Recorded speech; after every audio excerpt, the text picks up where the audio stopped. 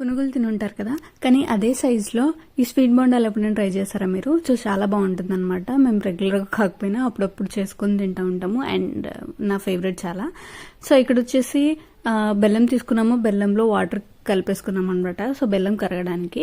And దీనికి కావాల్సిన main ingredients వచ్చేసి ఆట అండ్ గోధుమ పిండి అండ్ బెల్లం, వాటర్, ఇంకా బేకింగ్ సోడా, ఇవే అనమాట. సో ఇంత క్వాంటిటీ తీసుకోవాలి అనేసి ఏం లేదనమాట. సో మాకు మేము ఎంత చేసుకోవాలి అనే దాన్ని బట్టి తీసుకుంటాము. సో ఇక్కడ మేము 1/2 kg తీసుకున్నాము, అందులో ఒక 1/4 kg బెల్లం తీసుకున్నాం అనమాట. సో ఈ క్వాంటిటీ తీసుకోవాలి. అండ్ వాటర్ వచ్చేసి కొంచెం కొంచెం వేసుకుంటూ కలుపుకుంటూ ఉండాలన్నమాట. సో మరీ లిక్విడ్ కాకుండా మరీ సాలిడ్ కాకుండా మీడియంలో ఉండాలన్నమాట. సో మనం పునుగులు వేసుకుంటాం కదా, సో ఆ టైప్లో ఉండాలన్నమాట. సో దీనికి కొంచెం ప్రాసెస్ పడుతుంది. దాని తర్వాత ఉండలు లేకుండా కలుపుకోవాలి. ఉండలు అసలు ఉండకూడదు. అలా ఉంటే మనం పునుగులు అదేంటి స్వీట్ బొండాలు వేసేటప్పుడు బాగా రావన్నమాట, పగిలిపోతాయి కొన్నిసార్లు.